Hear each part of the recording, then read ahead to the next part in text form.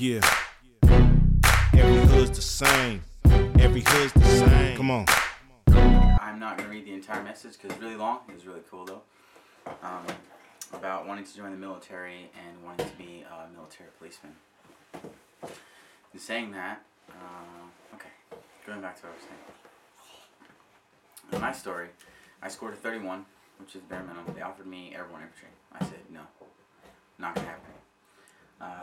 I took the test again. I scored a 33. They said airborne infantry. I said no, not gonna happen.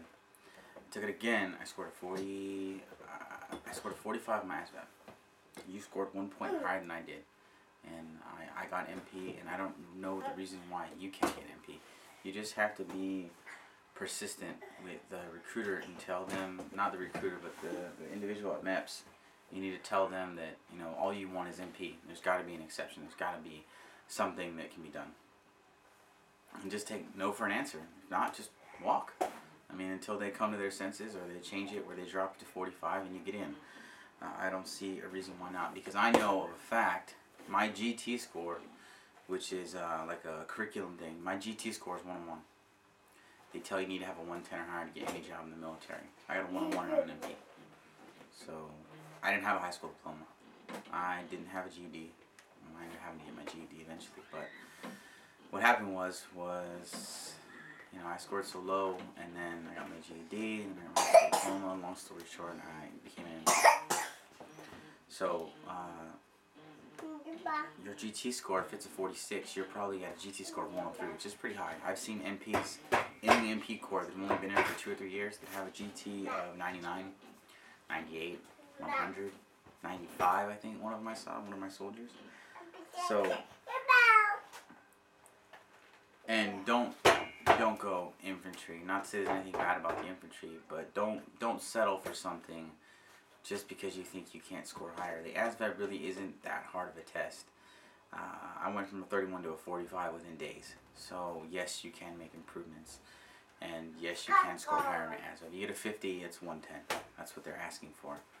Around about, give or take. So what's going to happen now is I'm going to attempt to answer some of your questions. You asked for an MP tour around the station. I will be doing that video. That will be coming soon. I will be showing you the vehicles. I will be showing you the police station as much as I possibly can without violating operational security, obviously. But I do work at USA Shape NATO in Belgium, in Mons, so that everyone knows that. I also work at a police station, Provost Marshal's office. I can't show you any of the headquarters offices, but I will show you the operational side because it is open to the public. The public can walk in there. So I have to get it cleared and make sure that it's okay that I film there. But I will be doing some of the patrol vehicles and stuff like that. I'm actually going to be showing a cool clip with it too of a helicopter movement. As an MP, how often do you report writing? I do report writing on a daily basis. As an MP in the actual, real United States, in the United States of America, an MP station, Fort Hood, Fort Carson, Fort Campbell, Fort wherever, you do report writing on a daily basis. Explain to you that report writing is done on a daily basis, whether I like it or not. On a daily basis, I have a patrol report, which is a report that's everything that I do. So you think that policemen just drive around and do nothing. Well, what it is policemen drive around and they have to write down, well, I went to the store. I went for donuts. I went to go use the restroom. I went and pulled somebody over. I had a traffic stop in this street, in this date, in this time. There's always writing reports. Okay, so in saying that, as an MP, you will be doing a lot of writing, handwriting, not just typing on the internet. Typing on police reports on the actual system, even though we do have a system called COPS. That is common knowledge. That is something you can look up on Google. What military policemen use in paper writing is COPS. It's a system that's been around for a while now. Before that, everything was handwritten by pencil. And I say pencil because there's always mistakes and people have to go back and change stuff. Some stuff was written in pen, some stuff in pencil, some stuff was both. When I came in, they were implementing a new program called COPS. I don't know what it is now because I've been out of the rotational army right now and been in Belgium and Europe for 3 years now. So what it was COPS. We have 3975. It's a whole police report, just like a regular police report that's got a blotter to it. Some of my duties also were to review the blotters. which were everything that happened during the day. So yes, sometimes if you go out to a simple call of someone being too loud, a noise complaint, it actually gets blotted, believe it or not. It actually shows up in a real blotter, in a police report, and it's a whole case, believe it or not. Got a little manila folder, it's real pretty. It's got your name attached to it as patrolman, or patrolman, and shows that you responded, shows your statement, shows what happened, shows the timings and all that good stuff. So yes, there's a lot of report writing to do with an MP. With being an MP, I mean. So everyone's thinking it isn't cool and glamour and pulling people over and writing tickets and stuff, because that's not what we're about. We're about protecting, assisting, protecting, defending. That's what is on the regimental crest. Assist, protect, defend. Which means we assist a lot of people, combat support of everyone. Protecting people, in combat, and protecting people in civilian side. We do both. And defending, which would be defending pretty much anything.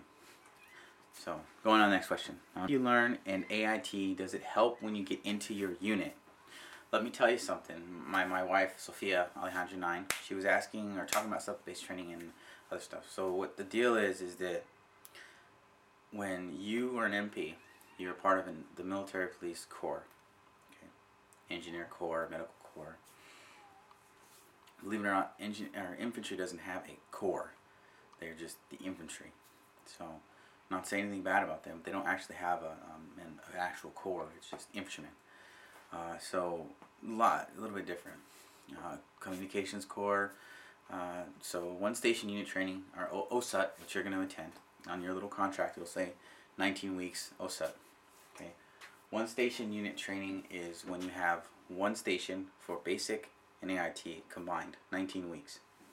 You'll have 19 weeks of training, unless they train the doctrine or you have Christmas Exodus. Christmas Exodus takes place for 2 weeks, so you have 17 weeks, like I did, crammed into training. It almost came out to be 19 with reception and all this stuff, but about 19 weeks you'll be away from your family. Now, I'll go into a further video on one station unit training in AIT, but to answer your question, yes and no. Yes, it teaches you the basic, advanced individual training. That's what AIT stands for. Put it up there. And basic, which is just basic training.